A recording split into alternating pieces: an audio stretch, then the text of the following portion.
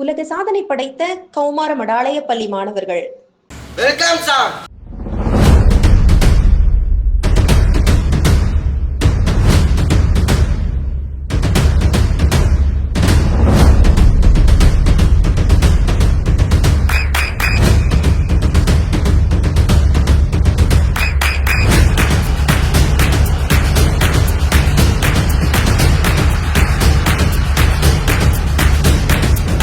கோவை சின்னவேடம்பட்டி பகுதியில் உள்ள கௌமார மடாலய தவத்திரு கந்தசுவாமி சுவாமிகள் பள்ளி மற்றும் தவத்திரு ராமானந்த சுவாமிகள் பள்ளியைச் சேர்ந்த 1600 மாணவர்கள் தொடர்ந்து 20 நிமிடம் செய்திகள் வாசித்து உலக சாதனை படைத்துள்ளனர்.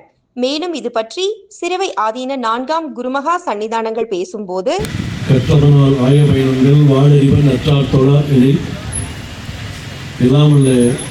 வழிபடுகிறவர்களாகி தன்னமிழ் கடவுள் தண்டாயிரம் வழி கடவுளுடைய திருமகளையும் சிறவை ஆதியினும் ஆதி குருமுதல்வர் திருப்பெருந்தர் ராமானுடைய குருவர்களையும் மனமை மொழிகளால் வாழ்த்தி வணங்கி, இன்று நம்முடைய கல்வி நிறுவனங்கள் சிறவை ஆதீனத்துடைய கல்வி நிறுவனங்களாக இருக்கின்ற தவத்திரு ராமானந்த அடிகளார் உயர்நிலைப் பள்ளியும் தவத்திரு கந்தசாமி சுவாமிகள் மேல்நிலைப் பள்ளியும் இணைந்து நடத்துகின்ற ஒரு மாபெரும் ஒரு சாதனையாக செய்தித்தாள் வாசிக்கின்ற ஒரு நிகழ்வானது சிறப்பான முறையில் இங்கு ஏற்பாடு செய்யப்பட்டு தொடங்கப்பட்டிருக்கின்றது. அதற்கு சிறப்பு விருந்தினராக வருகின்ற நம்முடைய கோவை மாவட்டத்தினுடைய இந்த போதை தடுப்பு பிரிவினுடைய காவல்துறை கண்காணிப்பாளராக இருக்கின்ற நம்முடைய பாராட்டுக்குரிய செல்வ தங்கம் ஐயா அவர்களே, இந்த போதை தடுப்பினுடைய ஒரு விழிப்புணர்வுடைய ஒரு அரசனுடைய செயலராக இருந்து செயலாற்றி கொண்டிருக்கின்ற நம்முடைய பாராட்டுக்குரிய முரளி கிருஷ்ணா அவர்களே, இந்த பதிவுகளை எல்லாம் உலக சாதனை பதிவிடுவதற்காக வந்திருக்கின்ற கிறிஸ்டன் நம்முடைய பாராட்டுக்குரிய அமைப்பாளர்கள், பாராட்டுக்குரிய கார்த்தி உள்ளிட்ட அந்த அமைப்பாளர்களே, இந்த விழிப்புணர்வானது இங்கு நடைபெறுவதற்கு பெரும் துணையாக இருந்து வழிகாட்டியவர் நம்முடைய மூத்த வழிகாட்டியாக இருக்கின்ற நம்முடைய குண்டன் அவர்கள். இந்த நேரத்தில் அவருக்கு நம்முடைய மனமார்ந்த பாராட்டுதலை தெரிவிக்க வேண்டும். 80 வயதை கடந்தவர்கள் அவர்கள் கடந்த 25 ஆண்டுகளாக நம்முடைய பள்ளியிலே ஒரு ஆலோசகராக இருந்து குழந்தைகள் முதல் பெரிய மாணவர் வரை ஒவ்வொரு விழிப்புணர்வுகளையும் ஏற்படுத்த வேண்டும் என்ற சிந்தனையோடு செயலாற்றி கொண்டிருக்கின்றார்கள். அந்த வகையில் இந்த நிகழ்வானது குடியரசுத் தலைவர் நடத்துவதாக இருந்தது. அன்று இயற்கை நமக்கு வழிகாட்டவில்லை. ஆனால் இன்று ஒரு விரிவாக நம்முடைய காவல்துறை கண்காணிப்பாளர் அவர்களும் ஐயா அவர்களும் அதுபோல இந்த உலக சாதனையை பதிவு செய்வதற்காக வந்திருக்கின்ற அமைப்பாளர்கள் எல்லாம் கலந்து கொள்வதற்கான ஒரு வாய்ப்பாக இன்றைய தினம் அமைந்திருக்கின்றது. செய்தி வாசிப்பது என்பது, செய்தித்தாள்களை வாசிப்பது என்பது நம்முடைய வாழ்விலே தினந்தோறும் புதிய சிந்தனைகளை வளர்த்துக் கொள்வதற்கான ஒரு வாய்ப்பாக அமையும் என்பதுதான் நாம் பார்க்க வேண்டும். கடந்த 4 நாட்களுக்கு முன்பு சென்னைக்கு சென்றிருந்தோம். திங்கட்கிழமை, திங்கள் செவ்வாயிலே சென்னையிலே இருந்தோம். செவ்வாய்க்கிழமையிலே ஒரு பட்டம் இதழ் என்று சொல்லுகின்ற இதழானது தினமலரிலே இருந்து நடத்துகின்றார்கள். அதனுடைய அலுவலகத்திற்கு அழைத்து சென்றார்கள். ஒவ்வொரு நாளும் அதை எப்படி பதிவு செய்கின்றார் என்கின்ற செய்திகளை எல்லாம் அதனுடைய ஆசிரியர்களுக்கு எமக்கு அதை சுட்டி காட்டினார்கள். அங்கே இருக்கின்ற அத்தனை பதிப்பாளர்களும் அவர்களை பதிவு செய்கின்ற அத்தனை பேரும் வந்து ஆசீர்வாதம் பெற்றுக்கொண்டார்கள். ஆகவே ஒரு பத்திரிகை, ஒரு 8 பக்க பத்திரிகை வர வேண்டும் என்றால் அதற்காக 15க்கும் மேற்பட்ட அதனுடைய ஆர்வலர்கள் அதை பணி செய்து கொண்டிருக்கின்றார். கையிலே பேப்பர் இருக்குது, செய்தித்தாள் இருக்குது, அது ஒரே நாளில் வருது. அப்போ அதற்கு பின்னால் எவ்வளவு பேருடைய உழைப்பு இருக்கின்றது, எவ்வளவு செய்திகளை எல்லாம் அதை சேகரிக்க வேண்டும். இந்த செய்திகளை உடனுக்குடனாக நமக்கு கொடுக்க வேண்டும்.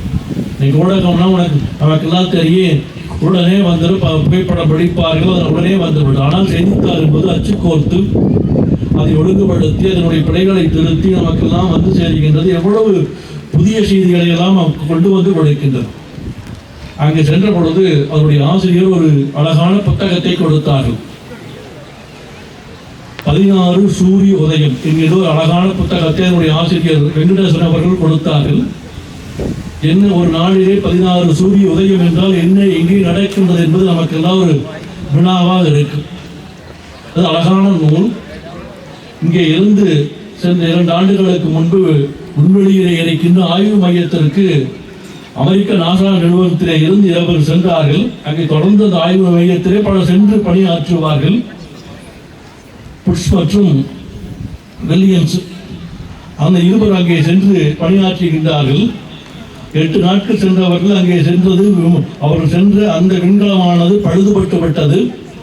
மீண்டும் அவர்கள் திரும்பி வருவதற்கான வாய்ப்புகள் மிக குறைவாகவே இருந்தது. அதை அந்த ஆசிரியர் மிக அழகான முறையிலே பதிவு செய்திருந்தார்கள்.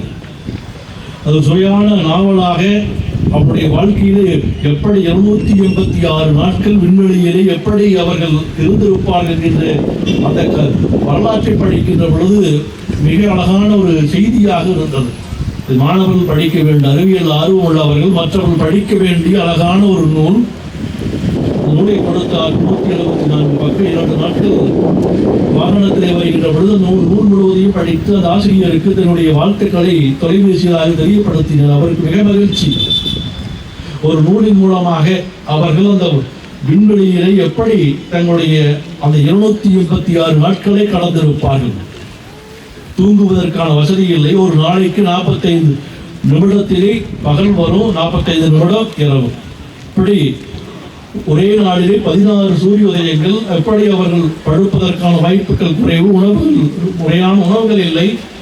இதையெல்லாம் கடந்து வந்தார்கள் என்ற வரலாறு நமக்கு அந்த நாவல் மூலமாக, அந்த கதையின் மூலமாக தெரிந்து கொள்ளப்பட்ட ஒரு உண்மை சமமாக இருக்கின்றது. ஆகவே செய்தித்தாள் என்பது வெறும் ஏதோ பத்திரிகை அல்ல.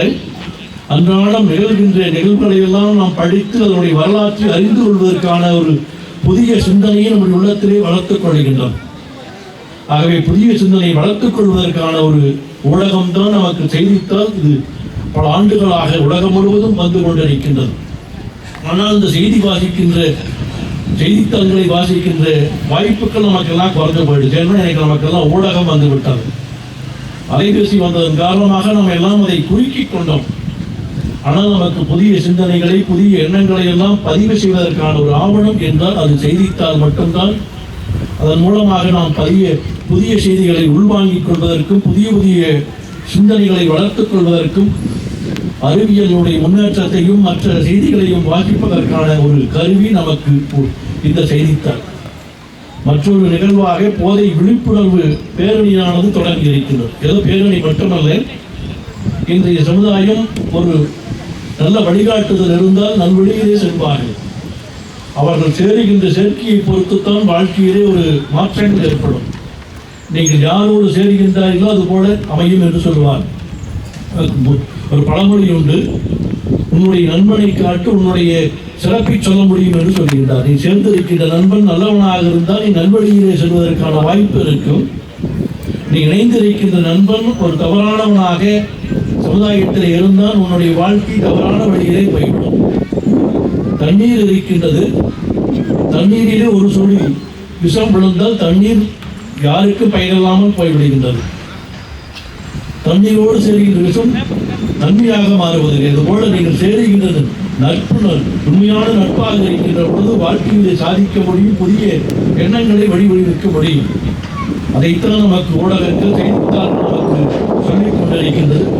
அதை ஏற்படுத்துகின்ற வகையில் இந்த அமைப்பானது இங்கு உலக சாதனை வரலாற்றில் இணைக்கின்ற முகமாக இது செயல்பட்டுக் கொண்டிருக்கின்றது. மற்றொரு பதிவாக அவர்கள் நமக்கு செய்து கொடுப்பதாக சொல்லி இருக்கின்றார்கள். 60-50 வயது கடந்தவர்களுக்கெல்லாம் தெரியும். 1987ஆம் ஆண்டு இதே வளாகத்திலே நமக்கு 108 யானைகளை கொண்டு மிகப்பெரிய வேள்வியானது நடைபெற்றது. ஒரே இடத்திலே 117 ஆணைகள், ஆண் யானைகள் வந்து ஒரு இடத்திலே இருந்திருக்கும் என்றால் நாம் நினைத்து பாருங்கள். 10 லட்சம் மக்கள் கூடினார். 1987ஆம் ஆண்டு மார்ச் திங்களிலே இந்த வளாகத்திலே, நம்முடைய மடாலய வளாகத்திலே நடைபெற்றது. அன்று நமக்கு இது போல ஊடகங்கள் இல்லை, அதை உலக சாதனை பட்டியலிலே இணைக்கவில்லை என்று நாம் கார்த்திகிடத்திலே சொன்ன பொழுதும் அவர் கண்டிப்பாக இதை இணைத்துக் கொள்ளலாம் என்று சொன்னார்கள். ஏனென்றால் அதை நம்முடைய 3ஆம் குருமகா சன்னிதானங்கள் காலத்திலே உலக அமைதிக்காகவே அந்த வேள்வியை 1987ஆம் ஆண்டு நிகழ்த்தி காட்டினார்கள். அப்படிப்பட்ட பல பதிவுகள் எல்லாம் இது உங்களுடைய வரலாற்றிலே, குழந்தைகளுடைய வரலாற்றிலே ஒரு அற்புதமான நாளாக அமைந்திருக்கின்றது. உங்களுக்கெல்லாம் ஒரு நல்ல சான்றிதழ் கொடுக்க இருக்கின்றார்கள். இந்த சான்றிதழ்கள் உங்களுடைய வாழ்க்கையிலே ஒரு நாள் ஒரு உயர் பதவிக்கு, அரசு பதவிக்கு, ஒரு பதவிக்கு செல்லுகின்ற பொழுது நான் இது போல செய்தித்தாள் வாசிக்கின்ற நிகழ்விலே கலந்து கொண்டேன் என்று நீங்கள் அரசு துறைக்கு, இது போல இருக்கின்ற காவல்துறைக்கோ ஏதோ ஒரு அரசு துறைக்கு செல்லுகின்ற பொழுது உங்களுடைய மதிப்பெண்ணை காட்டிலும் இந்த சான்றிதழுக்கு 100% மதிப்பெண் கிடைக்கும். உங்களை பாராட்டுவார்கள். இப்படிப்பட்ட விழிப்புணர்வு நிகழ்ச்சியை கலந்து கொண்டீர்களா என்று சொல்லி அவர்களும் உங்களுடைய சிறப்பை பாராட்டுவார்கள். ஆகவே இது ஒரு வெறும் செய்தித்தாள் வாசிப்பு மட்டுமல்ல, உங்களுடைய வாழ்க்கையிலே ஒரு மிகப்பெரிய ஒரு திருப்பத்திற்கான ஒரு மைல்கல்லாக இந்த விழா அமைந்திருக்கின்றது.